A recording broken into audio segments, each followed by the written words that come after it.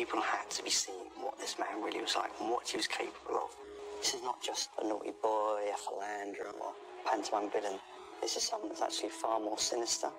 Yeah, this is how he took this woman and controlled her until he tried to kill her. And it was as cold as that. You have somebody that's that good at lying and charming, because he's so good at what he does, making you feel like you are the only person in the world. This is a deliberate act to kill his wife twice and collateral damage of his children. He is a psychopath and a sociopath and a pathological liar. Cold, calculated and callous. This was a man who, on the surface, was a respected army sergeant. But actually, when you get behind it, this was a man who did everything for self-gratification. He used people. I think this case is unique out of all those I've prosecuted. If you wrote this as a novel, you would simply say it's too improbable to happen. But in fact, this is a good example of where truth was stranger than fiction. Ini bukanlah berita biasa, namun benar-benar kisah nyata dari kasus yang disebut tidak memiliki hati nurani yang menggemparkan Inggris. Ketika seorang pria tampan menawan, juga seorang sersan militer yang disegani, dengan sengaja menjatuhkan istrinya sendiri dari pesawat di ketinggian 4.000 kaki sebagai hadiah istimewa dari sang suami pada istrinya yang baru saja melahirkan bayi kedua mereka 5 minggu sebelumnya. Lalu, apa yang mendorong sang suami begitu tega melakukan hal itu pada istrinya? Ikutilah kisah nyata ini yang akan dikupas lebih dalam lagi dalam tayangan dokumenter khas Gay Channel. Selengkapnya sesaat lagi hanya di YouTube Gay Channel, membuka jendela dunia.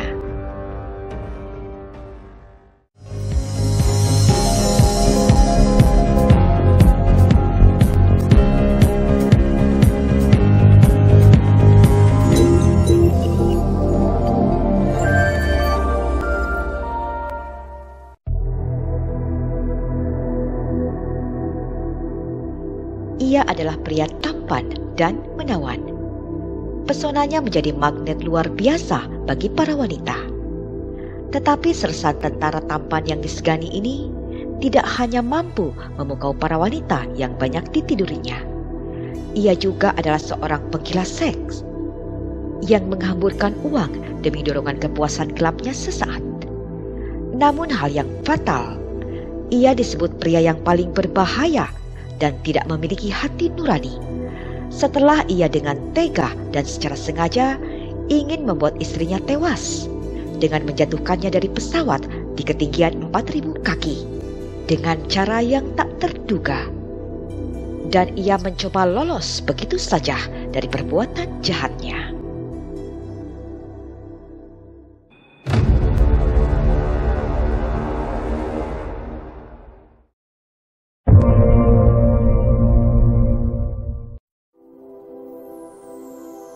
Pada hari Minggu Paskah 2015, langit di Wiltshire, Inggris cukup cerah. 12 penerjun payung tengah bersiap-siap menuju pesawat yang akan terbang di ketinggian 13.000 kaki. Dan salah satu dari 12 penerjun payung tersebut adalah seorang wanita bernama Victoria Cilliers. Bagi Victoria Cilliers, terjun payung bukanlah hal yang baru. Ia adalah salah satu instruktur terjun payung profesional dengan pengalaman melakukan terjun payung sebanyak lebih dari 2.600 kali dan selalu mendarat dengan selamat. Hari itu adalah hari istimewa di mana terjun payung kali ini diatur oleh suaminya, Emil Cilliers, sebagai kado untuk istrinya dalam merayakan kelahiran anak kedua mereka. Emil akan sangat kecewa jika sang istri menolak hadiahnya tersebut, karena ia tahu itu adalah hal yang disukai istrinya, dan Victoria tidak mampu menolaknya.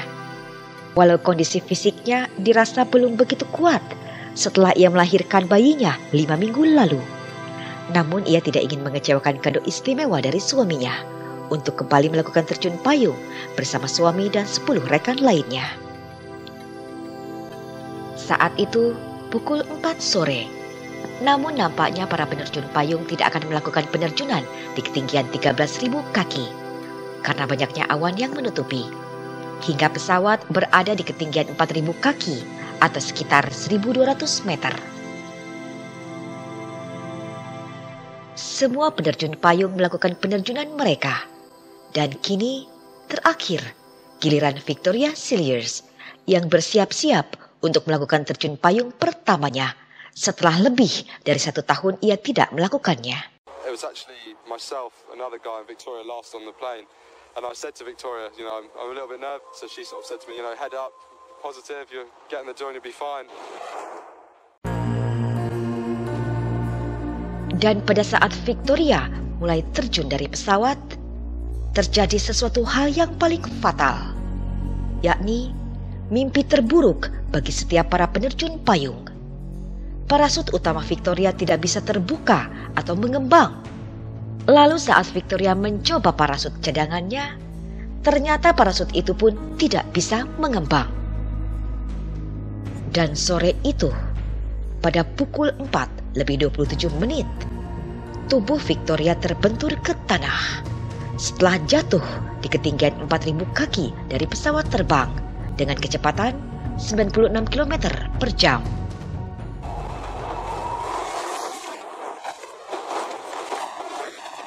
Deployed my parachute, started to fly, and then I watched Vicky exit the aircraft, and then when the main came out, it was malfunction, so that she cut away, and then when I saw the reserve come out, it didn't appear to be fully attached.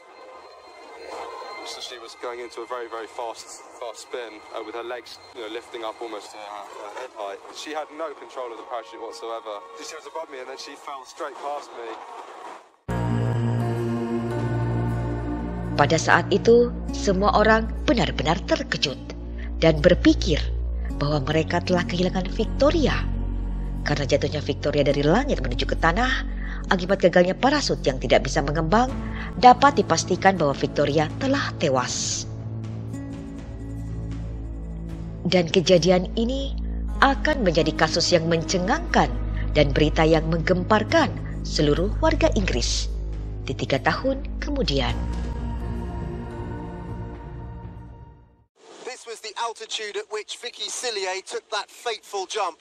4,000 feet because of the low cloud that day. She'd done 2,600 jumps before, but this time she was about to experience every skydiver's worst nightmare. She fell 4,000 feet and was seriously injured, but it was a miracle that she even survived. Ya, sungguh suatu keajaiban. Karena Victoria masih dalam keadaan hidup. Ia selamat, dan ajaibnya Victoria terselamatkan dengan terjatuh tepat di atas gundukan tanah di ladang yang baru saja dibajak. Ia hanya tidak sadarkan diri, namun dalam kondisi terluka parah. That immediate first check, arms and legs work, so my spine's in one piece. I didn't feel any pain. I broke my pelvis in lots of places, several spinal fractures, most of my ribs on one side, bleeding in my lung. They were the main ones. Hanya beberapa jam setelah musim gugur, kecurigaan pertama muncul ketika perkumpulan penerjun payung memeriksa perlengkapan terjun yang digunakan Victoria pada waktu itu. Kejadian kecelakaan Victoria telah memberikan peringatan bagi Kepala Instruktur dan Ketua Asosiasi Parasut Angkatan Darat, Mark Bayoda. Dan dengan segera, Mark pergi memeriksa perlengkapan Victoria untuk mengetahui beberapa indikasi apa kemungkinan yang bisa terjadi. Dalam rekaman video eksklusif ini, saat pemeriksaan awal, mereka menunjukkan bahwa ini bukanlah sebuah kecelakaan. I've never seen anything like that before. But that can't have been there when she... No, it wasn't there when she deployed. I think that, I don't know.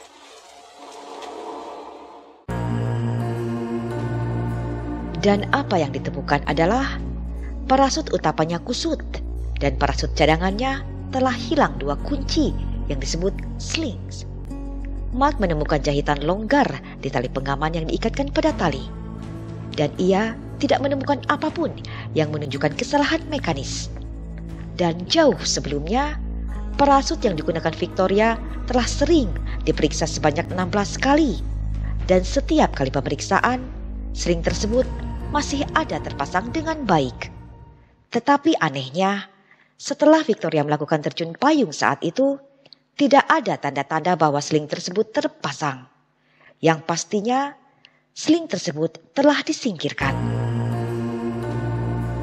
Dari penemuan yang mencurigakan tersebut, lalu keesokan harinya, Mark segera menelepon polisi. So if we come through, I've got a laptop that has the filming that they had done. You can imagine that would have just been flapping about, slider on it. Dan setelah mendapatkan laporan tersebut, polisi segera membawa parasut yang digunakan Victoria untuk segera diperiksa oleh Asosiasi Parasut Inggris. Tetapi tidak ada petunjuk lebih lanjut. The BPA say there is no mechanical reason I can give you for this parachute failure. So it's either tampering by parachutists themselves or a third party. Mark bukanlah satu-satunya orang yang menghubungi polisi setelah kecelakaan jatuhnya Victoria. Teman dekat Victoria merasa prihatin dengan keadaan aneh seputar kecelakaan yang menimpa Victoria. Kemudian 5 hari setelah kejadian jatuhnya Victoria, teman dekat Victoria menelpon petugas polisi di Simedihena, di mana pembicaraan tersebut mengarah atas kecurigaannya terhadap suami Victoria, Emil Cilliers, terkait kecelakaan jatuhnya Victoria. She started to tell me about some issues that Victoria had discussed with her about her marriage, and their relationship is not as healthy as it perhaps should be. So she clearly had suspicions that Emil might have tried to kill his wife. I mean, why else would you ring the police? Yeah. That's a big thing to do. Yeah. It moved on very quickly from there. Teman Victoria juga mengatakan, setiap kali Emil ketahuan saling berkirim pesan teks genit dengan wanita lain di handphonenya dan menghabiskan banyak uang. Tetapi Emil selalu berhasil membujuk Victoria yang sedang marah dengan pesona Emil yang kembali memperlakukan Victoria seperti seorang ratu. Hingga Victoria pun terbuai dan selalu memaafkan Emil. Dan teman Victoria pun memberitahu polisi agar bisa menyelidiki Emil Cilliers lebih dalam terkait insiden jatuhnya Victoria. Dari 2 informasi tersebut, kemudian polisi Wiltshire meluncurkan penyelidikan formal dengan fokus utamanya terhadap Emil Cilliers. That's beyond thinkable. Can't imagine how that would happen. And then when we found out it was possibly a sabotage case, it's extremely unusual. I mean, these are the attachment method that's being spoken about in this case. These are slinks? These are slinks, yes. And it is, I would say, personally, virtually impossible for them to come apart on their own. For the slinks to be tampered with is the only method that this could have occurred. And I'm shocked. Sesuai protokol, setiap detail parasut harus diperiksa dengan cermat sebelum terjun. Dan perlengkapan parasut Victoria telah diperiksa dan dinyatakan aman oleh suaminya sendiri, Emil Cilliers. Tetapi pada faktanya, parasut utama gagal mengembang karena telah dirusak. Dan begitupun parasut cadangan yang akan menyelamatkan Victoria tidak berfungsi karena sling yang membuka saluran cadangan telah hilang. Dan Emil kini menjadi fokus utama yang disorot pihak penyelidik kepolisian Wiltshire. So this is the main parachute. So the main parachute would have been about this big, and he had wrapped the lines around it. So it couldn't fully inflate? It couldn't inflate properly. And then she goes for this. This is the only thing that's going to save her. The reserve parachute, but only half of it goes up because it's like a rucksack, and then you've got 2 lines either side, and they come up and they attach to the lines by slinks. 2 of them had been removed.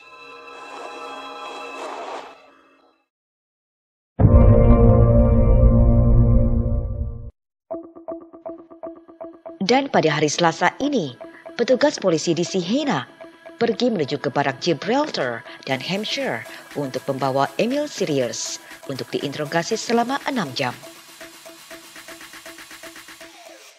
said to him, I'm arresting you on the suspicion of attempting to try and murder your wife.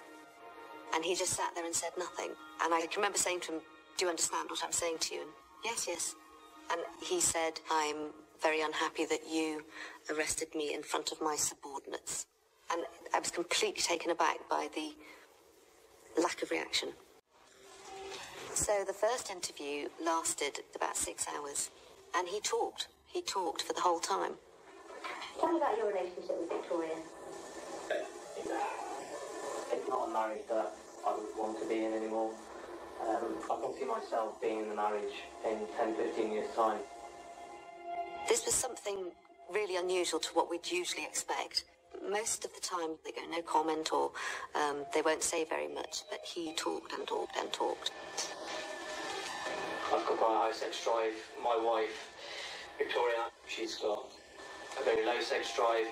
We struggle to have sex more than twice a week. He talked about his sexual encounters and the women he was seeing, about his girlfriend. It was quite incredible, really. Kejujuran Emil Cilliers dalam memberikan keterangan tentang perselingkuhannya dengan Stephanie Kohler, seorang instruktur terjun payung dari Austria yang telah berhubungan selama 5 bulan, memberikan motif yang jelas kepada polisi. I met a girl, Stephanie. It was just friendship to start with, and then it got a little bit more serious. He admitted he was having an affair. And did you get the impression that he was worried at all? No, he never protested his innocence. He never said I didn't do it. Emil tidak hanya membeberkan masalah ranjang bersama istrinya sebagai alasan ia berselingkuh, tetapi dia juga akan meninggalkan Victoria dan 2 anaknya. Emil membuat cerita pada polisi bahwa Victoria telah berselingkuh dan 2 anak-anak mereka bukanlah anak dari Emil Cilliers. Tetapi itu belumlah ada cukup bukti yang kuat yang mengkaitkan Emil dengan kejahatan itu sendiri. As a police detective, I can't just allow him to walk back into the house when he's volunteered that information to me. Because if he is guilty, how do I protect her? The only way I can really protect her is to keep him away from her.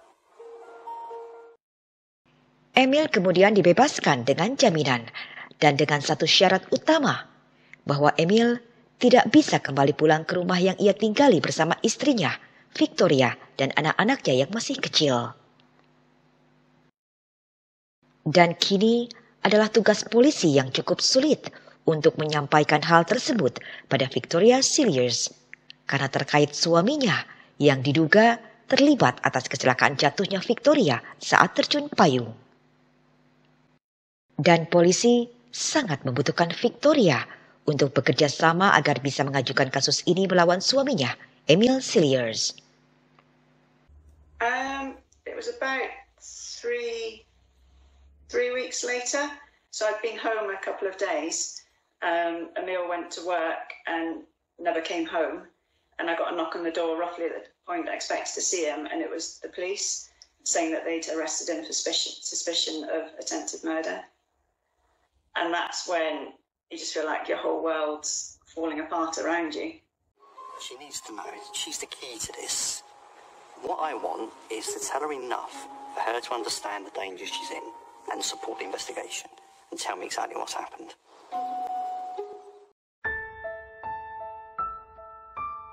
Dalam pembicaraan dengan Victoria, polisi juga menyampaikan bahwa berdasarkan pengakuan dari suaminya, ia telah memiliki hubungan serius dengan wanita lain dan ingin meninggalkan Victoria demi untuk bersama wanita lain.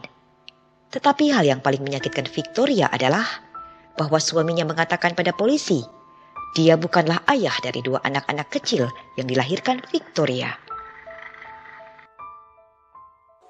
She was utterly distraught. Cried, screamed.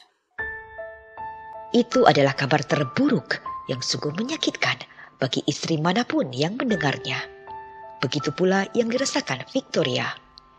Ia merasa dunia benar-benar telah runtuh menimpa hidupnya. Namun di tengah tangisan Victoria saat itu, ia tiba-tiba memberitahukan hal yang sangat mengejutkan, yang kemudian akan berdampak lebih besar dalam kasus ini.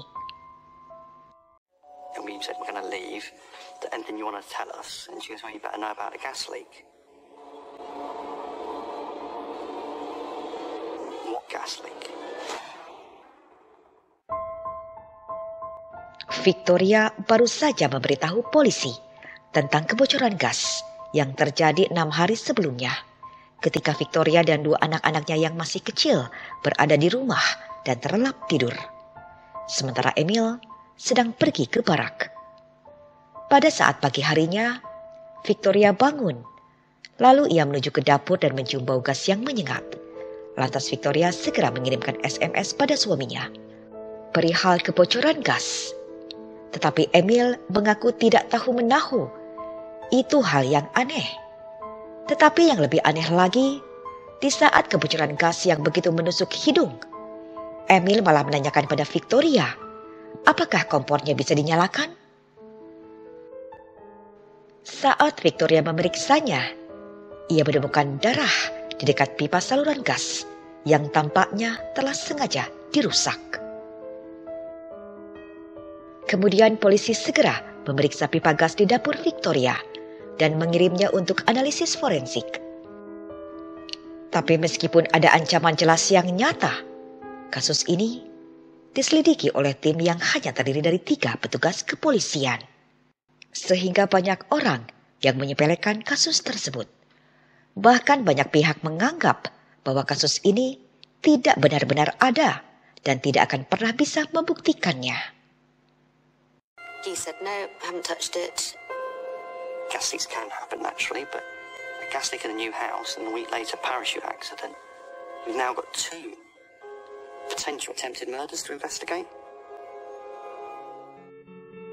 Dan untuk membantu melengkapi kasus tersebut, agar Emil Cilliers mendapatkan hukumannya, tim kepolisian perlu membuat profil yang akurat tentang Emil Cilliers. Dimulai dari kehidupannya saat masih berada di Afrika Selatan, saat Emil mulai pindah ke Inggris hingga saat ini. From the time he came from South Africa to England at age 20, we've had to know what he's done and where he's been since then to build a character of a man which a judge can sum up today.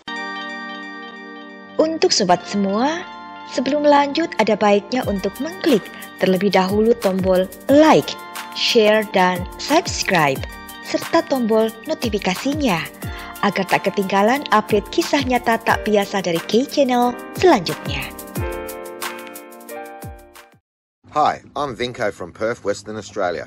You are watching K-Channel, the most famous YouTube channel in Indonesia.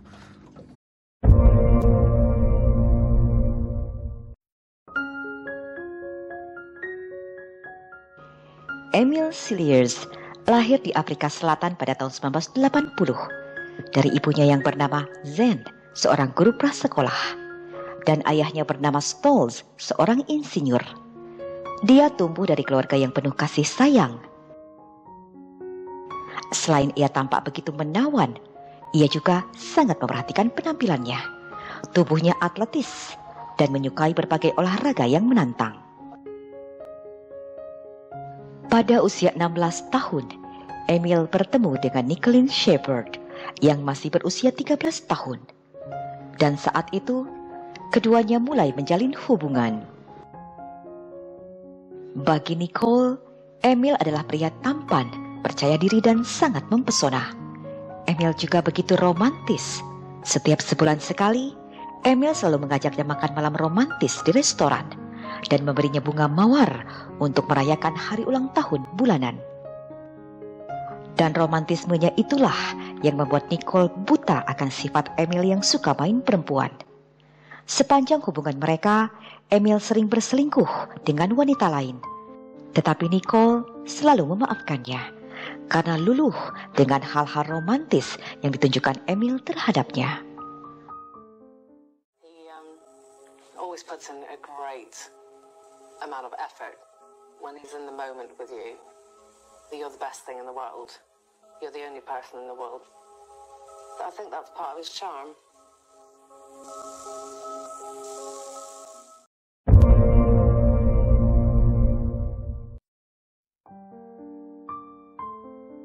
Ketika Nicole berusia 16 tahun, dia melahirkan anak pertamanya dari hubungannya dengan Emil Cilliers, seorang bayi cantik yang diberi nama Celine. Lalu Emil segera melamar Nicole menggunakan cincin dari neneknya. tetapi Nicole menunda pertunangan mereka setelah Nicole mengetahui perselingkuhan Emil dengan sahabatnya. Tetapi akhirnya Emil dan Nicole tetap bersama dan melanjutkan hidupnya dengan anak mereka. Menjelang akhir tahun 2000, Emil pergi ke Inggris untuk liburan kerja. Inggris adalah negara yang diimpikan Emil dan Nicole untuk tinggal dan menetap di sana. Lalu Emil bekerja di sebuah pub dan bar di Oxfordshire, sementara Nicole tetap tinggal di Afrika Selatan. Pada tahun 2002, Emil kembali ke Afrika Selatan dan hubungan mereka kembali normal. Tak lama kemudian, Nicole dan Emil memiliki anak kedua mereka, seorang putra bernama Trevor. Setelah kelahiran anak kedua mereka, Emil kembali ke Inggris untuk mulai mengatur kehidupan keluarganya di Inggris.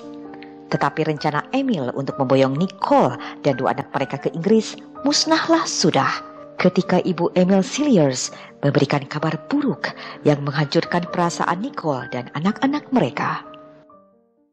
His mum took me out for lunch and then she said, "I'm sorry to have to tell you, but he's got married. You're going to have to move on." And my heart literally fell through me. I was like, what? How? What? Ya, Emil Cilliers telah menikahi Carly Taylor, seorang wanita asal Inggris yang menjadi pengunjung tetap di sebuah bar di mana Emil bekerja.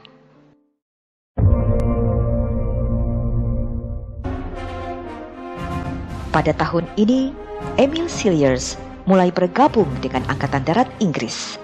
Dia menjadi instruktur pelatihan fisik di Royal Army. Ia menjalani karirnya cukup baik dan berprestasi.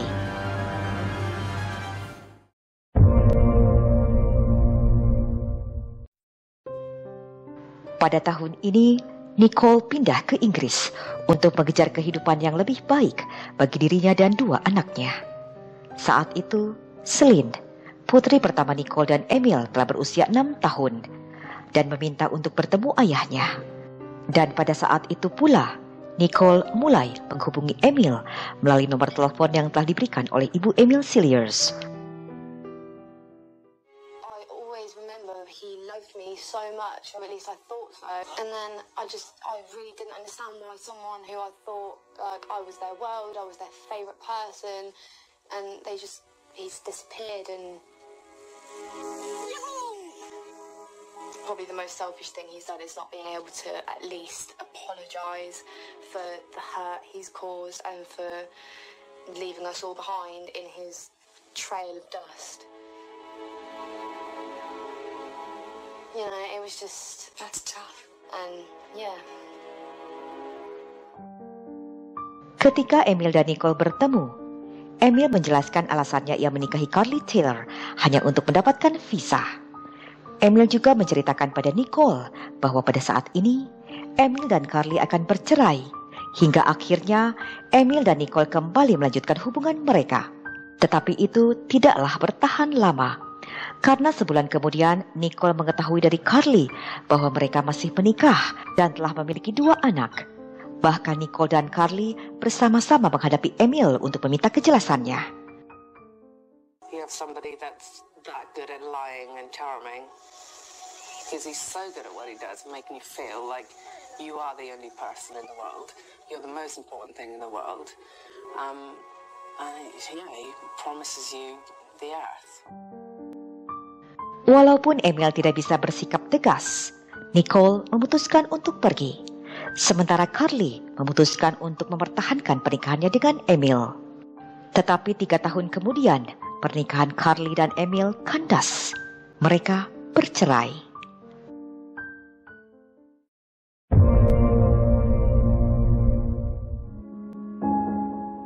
Ketika Emil masih dalam proses perceraian dengan Carly, ia mengalami kecelakaan saat bermain ski ketika dalam perjalanan dinasnya sebagai tentara. Hingga ia harus dirawat di Aldershot, dan pada saat itu ia dirawat oleh Victoria.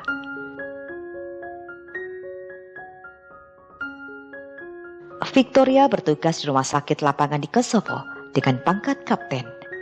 Ia telah bergabung dengan Korps Medis Angkatan Darat Kerajaan sebagai fisioterapi sejak usia 22 tahun.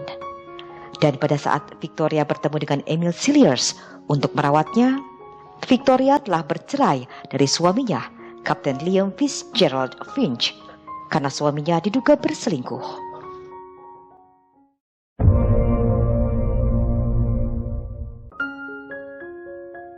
Sejak pertemuan Emil dan Victoria pada saat itu, mereka sering bertemu di tempat fitness. Dan mereka juga memiliki hobi yang sama yang cukup menantang, yakni terjun payung. Dan akhirnya, mereka menjalin hubungan serius pada bulan Maret 2010. Dan 1 tahun kemudian, Emil Cilliers melamar Victoria ketika mereka sedang berlibur di Afrika Selatan. Dan akhirnya, 3 bulan kemudian Emil Cilliers menikah dengan Victoria dalam sebuah upacara pernikahan yang mewah di Cape Town, Afrika Selatan. Pesta pernikahan mereka disebut sebagai pernikahan Pak dalam negeri dongeng. Tetapi ternyata itu bukanlah dongeng yang akan berakhir bahagia.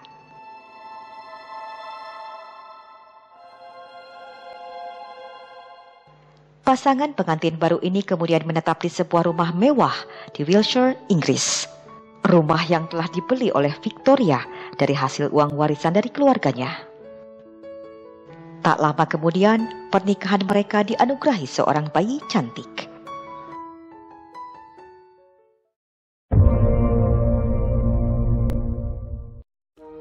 Pada hari ini, Emil Cilliers dibawa ke kantor polisi Swinton untuk diinterogasi kedua kalinya dan meminta untuk menjelaskan bukti-bukti yang semakin banyak terkumpul yang akan memberatkannya. Kali ini penampilan Emil begitu tampak santai untuk memenuhi panggilan keduanya di ruang interogasi. Ia hanya mengenakan kaos berlengan pendek, celana jeans pendek dan sendal jepit. Tetapi sikap arogansinya tidak pernah berubah. Seakan-akan tidak ada hal apapun yang perlu ditakutinya dalam ruangan tersebut. You went to get Victoria a parachute? Yes. Tell me about the checks you did.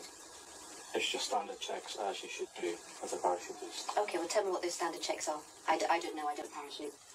Okay, I'm sure you can investigate and answer all questions to the right people in regards to checking a parachute. Okay, I'm asking you, I Neil, can't remember. because you obviously did the checks. Yes. I just do the standard checks. What are those standard checks? Emil mencoba menampilkan dirinya sebagai korban yang tidak memiliki harapan untuk bersama wanita yang dicintainya. When I asked him about Stephanie Goller, His girlfriend. he became very upset. Why? Because they were no longer together. Steph, he was like, very poor me, got a prison blanket and put it over his shoulders.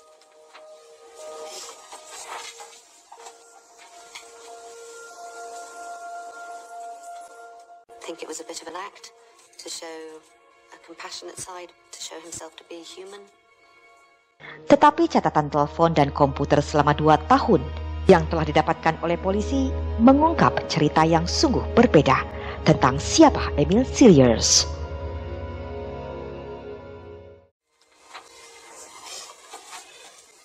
You start to realize that we have the possible motive.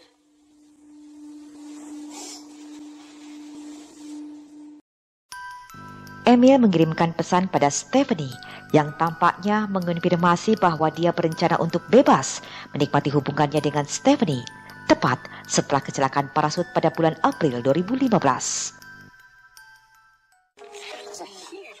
It is a huge quantity. Over 32,000 WhatsApp messages just between Emil and Stephanie Goller. Emil Cilliers to Stephanie Goller. I love you. So that's the 7th of January. Parachute incident was on the 5th of April. So in January? In January. He was planning something for April. I mean, what else can you conclude? Yeah, it would appear so. Look at that. To be with you, I would do anything. He'd also started a relationship with this woman, Stephanie Goller, who he'd met on Tinder. The day before Victoria's accident, he messaged her saying, "I'm so excited for tomorrow," to which she replied, "Tomorrow?" And Emil wrote, "Buying tickets, the next step.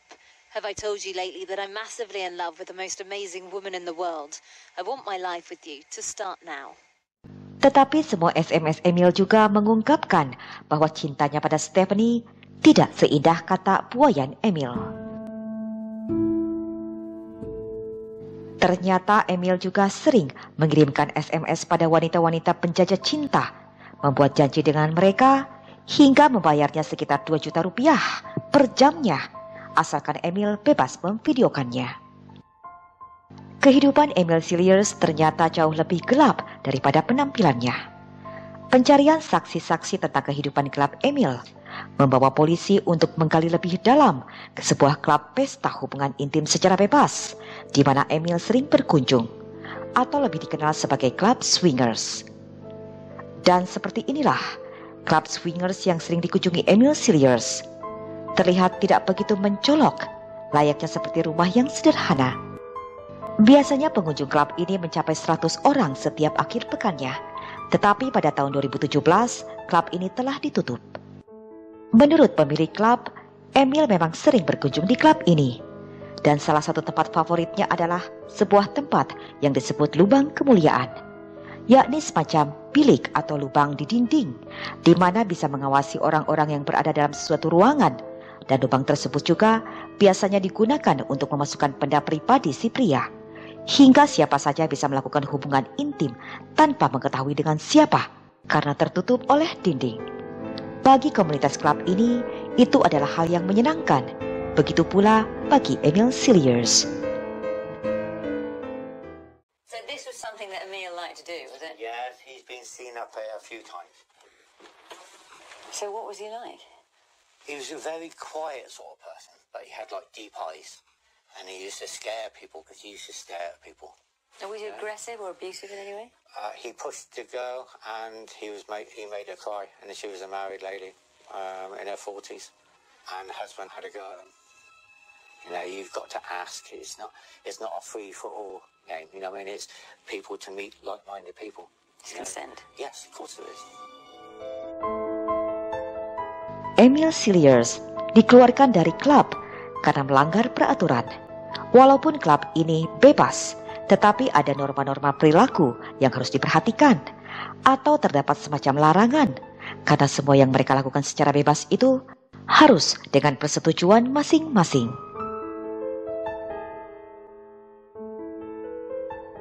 Hal yang juga mengejutkan, selain Emil Cilliers berselingkuh dengan Stephanie Kohler dan kerap menghabiskan waktu di klub-klub para swingers dan membeli jasa para wanita penjajah cinta, Emil Cilliers juga masih berhubungan dengan mantan istrinya, Carly Taylor, yang tinggal tidak jauh dari rumah Victoria.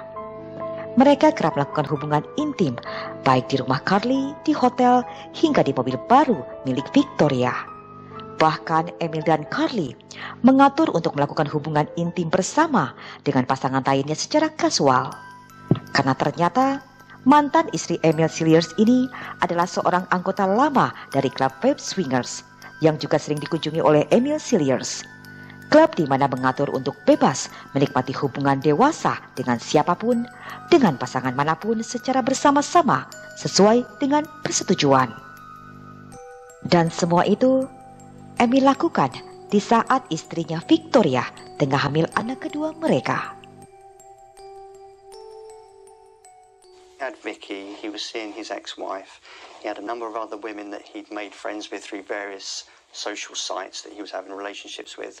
And on top of that, he was also seeing sex workers. And what we found was there was texts and WhatsApps to these people, you know, almost on a weekly basis. So it was a complete double life he was leading. And all of this was hidden from Vicky. And he's living this as well as trying to present a family man image with a respectable job. So yeah, a total double life. At the end of it, you've still got Vicky Cilliers, and she's a victim in this, and she's still got 2 young children to bring up.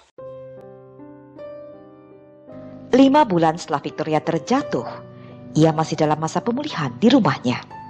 Dan polisi masih belum memiliki bukti forensik yang menunjukkan kesalahan Emil. Hingga akhirnya mereka membuat terobosan. Hasil analisis forensik menunjukkan bahwa pipa gas telah dikeluarkan dari lemari dan melonggarkan baut dengan menggunakan tang. Dan saat alat itu digunakan, meninggalkan bekas dan celah yang menjadi seperti sidik jari.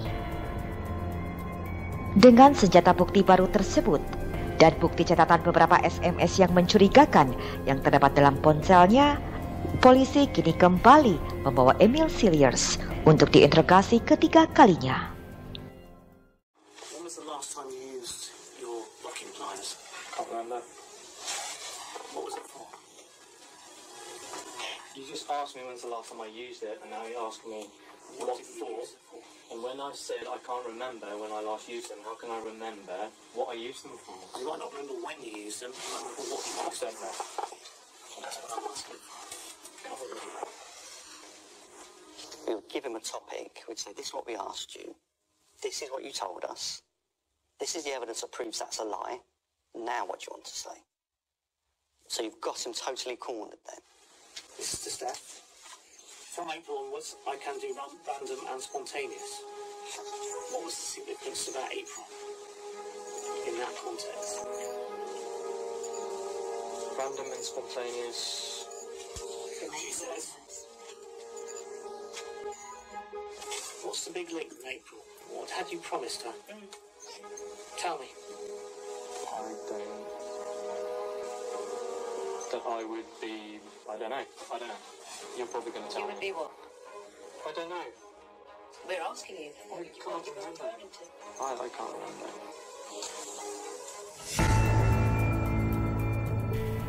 17 bulan setelah Emil pertama kalinya menjadi tersangka utama, jaksa penuntut akhirnya setuju bahwa polisi memiliki cukup bukti untuk menuntutnya dengan 2 tuduhan percobaan pembunuhan.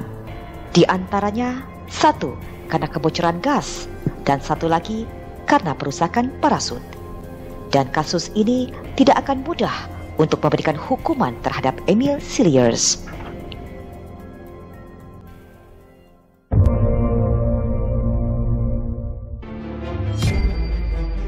2 tahun setelah kecelakaan tragis terjun payung yang hampir menewaskan Victoria Cilliers, suaminya Emil Cilliers kini berada di pengadilan tertutup dan memerlukan waktu 7 minggu bagi juri untuk mendengarkan semua bukti.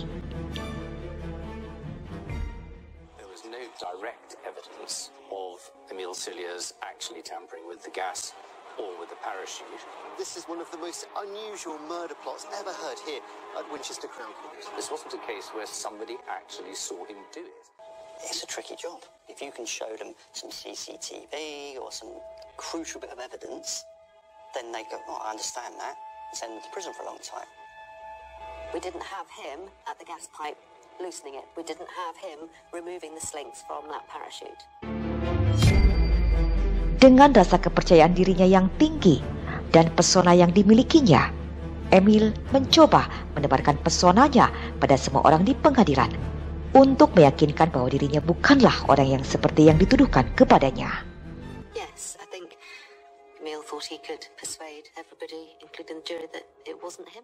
He always looked immaculate. He always wore a 3-piece suit, appeared to not have a care in the world. He sat at the back of the court, chewing gum. He presented as confident, I would say to the point of arrogance, someone who's going to try and bring over that he was a good soldier, a good sportsman, and simply wouldn't have been involved in anything like this. He did not come across as a man who was on trial and could potentially go to prison for a very long time. Emil bahkan menyarankan pada juri untuk mencari kemungkinan bahwa Victoria ingin bunuh diri. Karena saat Victoria sedang hamil dan mengetahui Emil berselingkuh, Victoria telah mengancam akan mengakhiri hidupnya jika Emil tidak berubah menjadi suami yang baik dan setia. The 38-year-old army sergeant is accused of tampering with the parachute of his wife. Victoria Cilliers suffered multiple injuries when her parachute failed to open during a jump at 4,000 feet in Wiltshire in 2015. Emil Cilliers denies all the charges. Mr. Cilliers' lawyer told the court today that his client will plead not guilty to all the charges. Sergeant Emil Cilliers denies tampering with his wife's parachute before she went on a skydive. Victoria Cilliers fell 4,000 feet from an aircraft when the parachute didn't open, breaking ribs and her pelvis. Tetapi di ruang sidang, kini terungkap motif pembunuhan baru yang mencengangkan. He had debt from payday loans and other loan companies. You pay one, to pay the second, to pay the third. Sepanjang pernikahannya, Emil akan mengarang cerita untuk mendapatkan uang dari Victoria. Baik itu untuk melunasi sebagian hutangnya yang menumpuk di beberapa perusahaan peminjam uang, juga untuk membeli barang-barang mewah. Emil and Victoria having a conversation where his father's ill and needs medical bills paid for. Victoria agrees to give him the money. When we look through the bank statements, there's a transaction for a very expensive fish tank, an aquarium for about £800 within the same sort of month. So it would appear that this money is then being used potentially to pay for a fish tank. A fish tank for 800 quid? Yeah. Now, Emil's got a life insurance policy which covers him and Victoria for injury death to £120,000. We suddenly had a very big financial motive. It's extremely unpalatable to think anyone is that calculating. But when you piece the evidence together, I think it's impossible to see any other explanation. Bahkan Emil juga sempat memindahkan uang belasan ribu pound sterling milik Victoria ke rekeningnya, yang diduga digunakan untuk membiayai hasrat gelapnya di dunia para penjajah cinta sesaat di adult work, membiayai luapan hasratnya di komunitas swingers, dan membiayai perselingkuhannya dengan Stephanie Kohler. Di antaranya liburan mewah bersama Stephanie yang setidaknya menghabiskan 700 pound sterling atau sekitar 13 juta rupiah untuk biaya hotel mereka per malamnya di Berlin, Jerman. Dari sanalah polisi meyakini motif Emil Cilliers untuk mengakhiri hidup istrinya, Victoria, karena ingin mendapatkan uang ratusan ribu pound sterling dari asuransi Victoria. Penuntut juga berusaha keras untuk memastikan juri memahami rincian teknis yang rumit tentang bagaimana Emil Cilliers menyabotase parasut istrinya sendiri. The jury arrived at Netheravon Airfield in a coach with a police escort, along with court officials and lawyers. 12 random people off the street turn up to court. So we've had to teach them what a parachute is. We've had to teach them the parts of the parachute. Unless you understood how a parachute works, it would be almost impossible to reach a proper conclusion. They did everything but jump. Tim penuntut perlu membuktikan bahwa parasut Victoria disabotase pada hari pertama terjun payung, dan bahwa Emil adalah satu-satunya orang yang memiliki kesempatan untuk melakukannya. Jaksa penuntut menunjukkan reka adegan dalam video ini yang menirukan ketika Emil masuk ke toilet sambil membawa ransel parasut yang akan digunakan Victoria. Dan dengan waktu hanya beberapa menit, dapat melepaskan sling dari parasut. Dan Emil pergi ke toilet dengan berpura-pura membawa putrinya berusia 2 tahun yang hendak buang air kecil. Parachute when you got to the locker? I can't remember that. Okay. And what did you do when you were at the locker? I already answered that question before. You went to get Victoria a parachute? Yeah. Emil had hired a rig for her, at which point his daughter had joined him and said she wanted to go to the toilet. So Emil had the parachute over his shoulder and he said, "I'll take her to the toilet."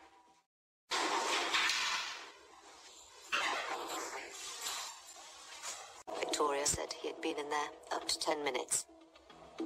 And we've shown that it was possible to tamper with that parachute and the time he was in there. Did you ever want to physically harm Victoria? Emil Cilliers replied, no. Was there any advantage to you to have your wife out of the way, to have her dead? No, he said. Did you want to kill your wife? No, I did not, he replied. Pada hari ke-23 persidangan, kasus penuntutan terhadap Emil Cilliers hampir selesai. Dan pada hari ini, untuk mengakhiri persidangan, mereka memanggil saksi utama mereka sebagai korban, yakni Victoria Cilliers, sang istri dari Emil Cilliers, di mana ini merupakan saatnya bagi Victoria memberikan keterangan di muka sidang secara langsung, sesuai yang telah ia sampaikan pada polisi. Tetapi secara tiba-tiba, kerja keras tim kepolisian selama bertahun-tahun ini semuanya hanyalah sia-sia belaka.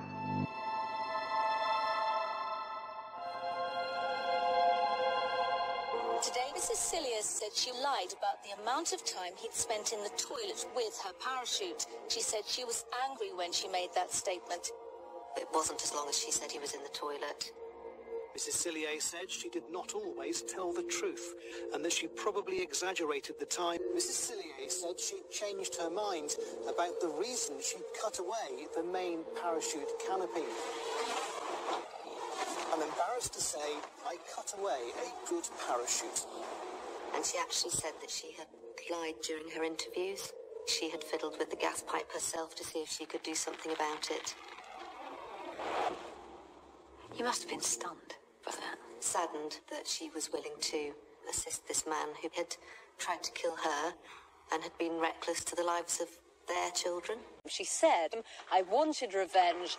I had been ridiculed. Now, she'd been ridiculed because she found out that her husband was having an affair with a woman that he'd met on the social dating site Tinder. He'd also had an affair with his ex-wife. And so she said some of the evidence that she gave originally wasn't exact. It wasn't necessarily the exact. Victoria admitted that she had expanded parts of her original police statement because she wanted to hurt her husband after finding out about his affairs. In court today, Victoria Cilliers described skydiving as a drug, an addiction. Her husband, Emil, had been having an affair with a woman that he'd met on the dating site Tinder. She was aware of that, but she said she stayed with him because she was pregnant and she wanted his help in raising the child. Kesaksian Victoria di persidangan sungguh mengejutkan dan mengecewakan tim kepolisian dan jaksa penuntut yang telah bekerja keras mengumpulkan bukti selama ini. Karena pengakuan Victoria yang berbohong atas pernyataannya pada polisi dan malah mengaku bahwa ia yang merusak parasutnya sendiri dan mengotak-ngatik sendiri pipa gas hingga mengakibatkan kebocoran gas. Tentunya kasus penuntutan terhadap Emil Cilliers akan berakhir gagal.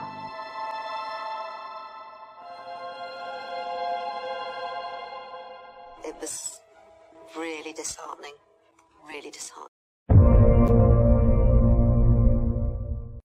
After more than 4 days of deliberations, the jury told the judge that they were unable to reach a verdict.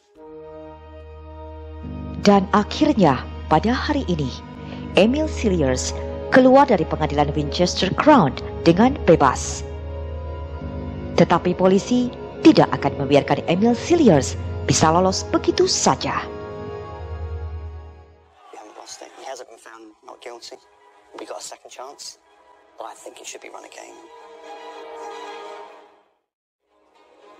People had to be seeing what this man really was like and what he was capable of. This is not just a naughty boy, a philanderer, or a pantomime villain. This is someone that's actually far more sinister. Yeah, this is how he took this woman and controlled her until he tried to kill her. And it was as cold as that.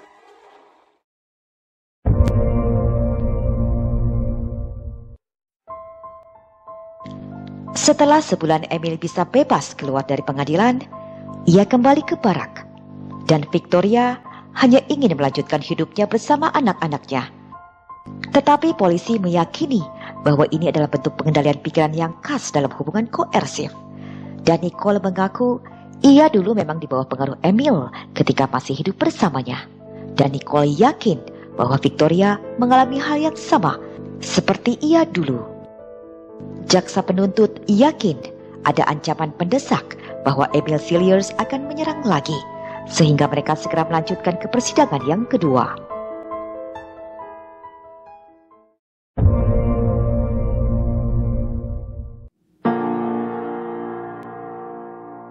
Pengadilan umumkan untuk mengadili kembali kasus Emil Cilliers.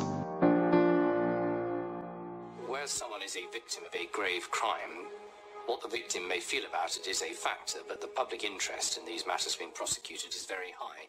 He presented in his three-piece suit in the witness box as someone who was entirely respectable, a deep and caring soldier, interested in high ethics and morals, whereas the absolute opposite was true, that it was a facade and what was underneath was entirely rotten.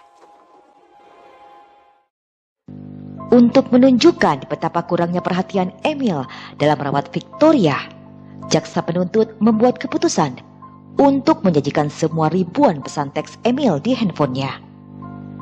Dalam beberapa catatan di handphonenya, ketika Victoria berada di rumah sakit, Emil cukup sibuk menghubungi banyak wanita panggilan penjajah cinta dan mengajak mereka untuk melakukannya. walau hanya setengah jam saja, di saat ia sedang bertugas menjaga anak-anaknya yang masih kecil di rumah.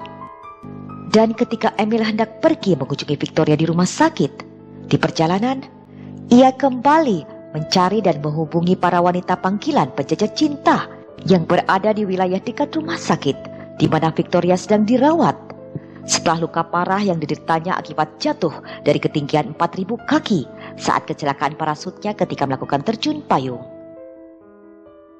Texting the sex worker saying, "Are you free for half an hour this afternoon?"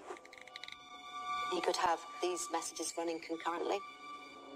He's going to visit Vicky in hospital and he's on websites looking for a prostitute in Southampton. On his way to see his terribly injured wife? Yes. Namun bukti yang paling mengejutkan dari perilaku Emil Cilliers yang penuh perhitungan adalah pencariannya di internet yang dia lakukan 2 hari sebelum kejadian kecelakaan terjun payung yang menimpa Victoria. Dalam pencariannya di internet, Emil mencari wet nurse, yaitu jasa seorang wanita untuk menyusui dan merawat bayi orang lain.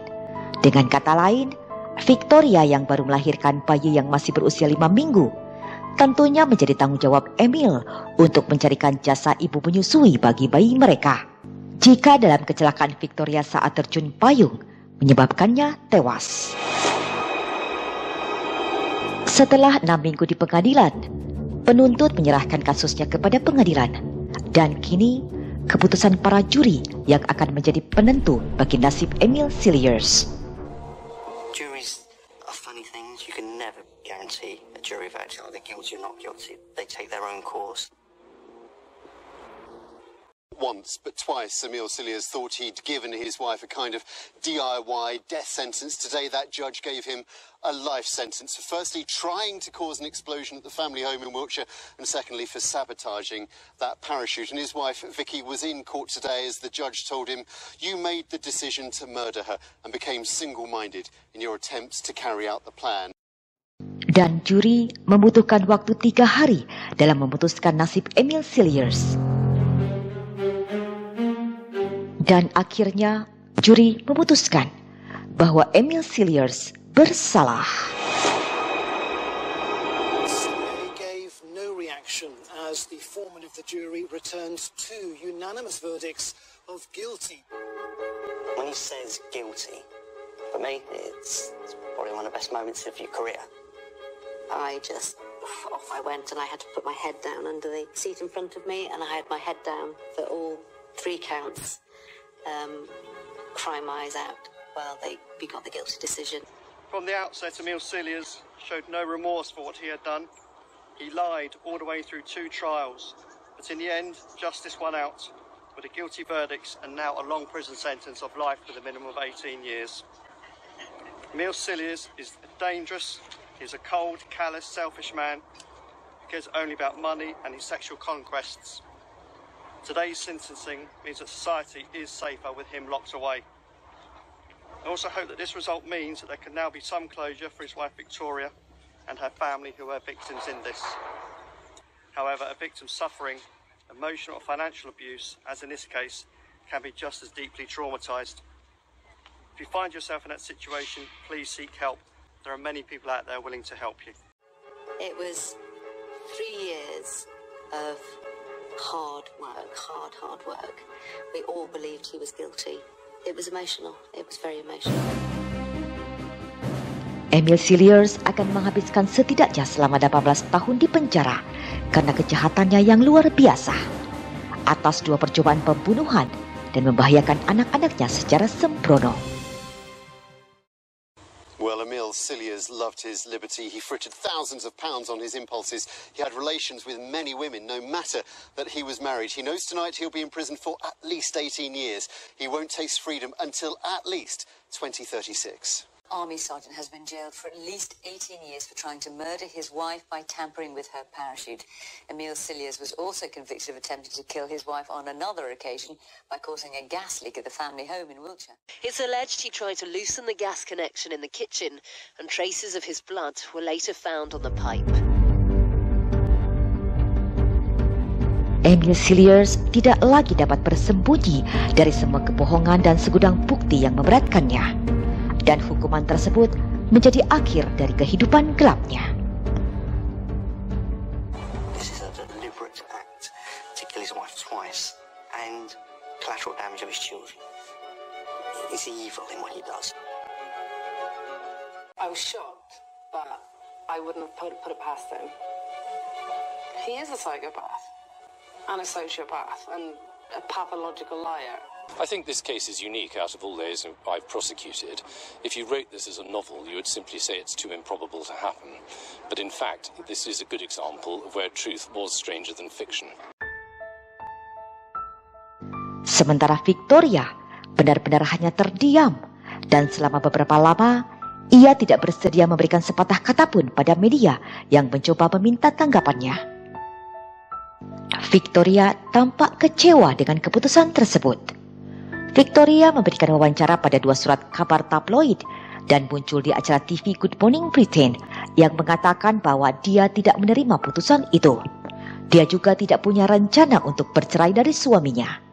Hingga penyelidik mengatakan bahwa kasus ini adalah kasus di mana keadilan diberikan pada korban yang tidak terlalu menginginkannya. Namun entah bagaimana, Victoria akhirnya mengunjungi Emil di penjara. 8 minggu setelah keputusan pengadilan, Victoria melakukan kunjungan rutin dan menelpon Emil setiap hari. Emil mengatakan bahwa Victoria adalah satu-satunya yang ia miliki. Ini mungkin benar adanya, karena tidak ada satupun anggota keluarganya, teman atau rekan kerjanya yang menghadiri persidangan untuk memberikan Emil dukungan.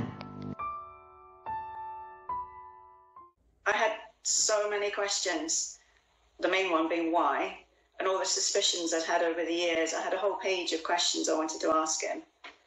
And I thought, I suppose, that I may get some answers. But I didn't really get the clarity or the answers that I wanted. Butuh waktu lama bagi Victoria untuk menerima kenyataan akan kondisi pernikahannya. Namun akhirnya Victoria meminta cerai pada Emil. Dan pada tahun 2019, Victoria menerbitkan sebuah buku tentang kisah hidupnya yang berjudul I Survive. Aku menikahi pria tampan dan dia mencoba membunuhku. Can't quite get to grips with the whole my husband tried to kill me.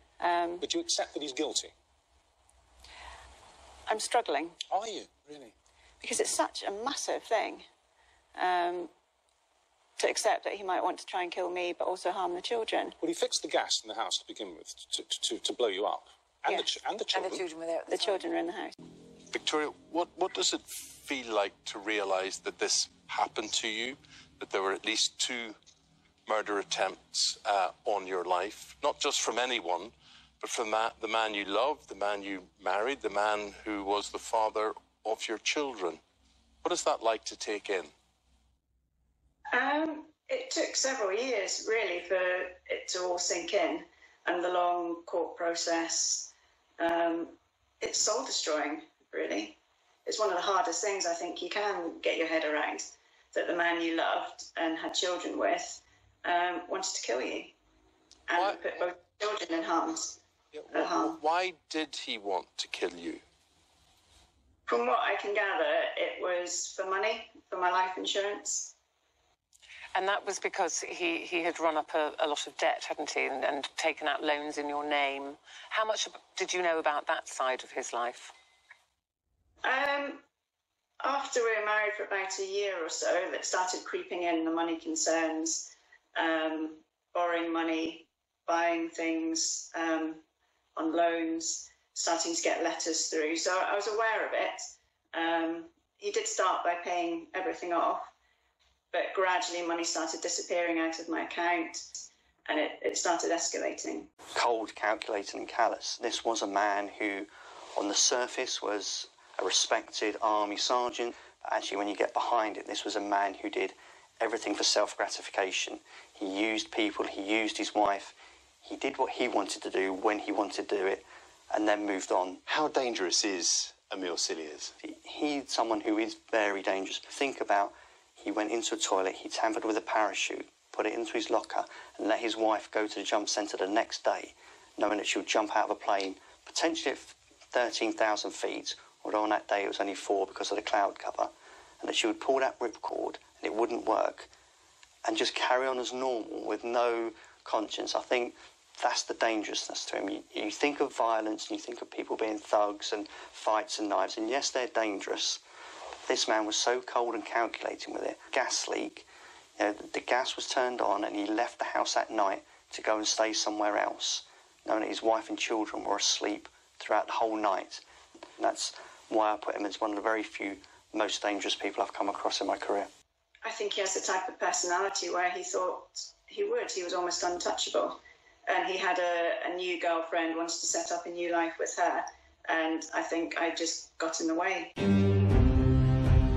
Setelah Emile Cilliers mendekam di jeruji besi dalam menjalani hukumannya, 18 bulan kemudian, Victoria menemukan kisah cintanya yang baru dengan seorang pria bernama Simon Goodman. Ia adalah seorang komando marinir kerajaan yang telah dia kenal selama 9 tahun. Simon telah menjalani karirnya selama 29 tahun di Royal Marines, salah satu unit paling elit di Royal Navy. Dan Simon juga memiliki hobi olahraga menantang sebagai penerjun payung, sama seperti Victoria. Bagaimana menurut Sobat K semua? Silahkan berbagi pendapatnya dengan sikap bijak ke dalam kolom komentar. Serta nantikan dokumenter kisah nyata yang berbeda selanjutnya dari K Channel. Dan berikut sejumlah referensi dalam dokumenter kisah nyata K Channel kali ini.